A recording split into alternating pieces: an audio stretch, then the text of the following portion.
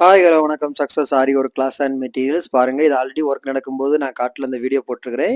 Delivery கொடுத்தாச்சு. மேனிக்யூவில் போட்டு பார்க்குறதுக்கே அவ்வளோ அழகாக இருக்குது பாருங்கள். டிசைனு ஸ்லீவு டிசைனை பாருங்கள். ஒன் பை ஒன்னாக அவ்வளோ அழகாக இருக்குது.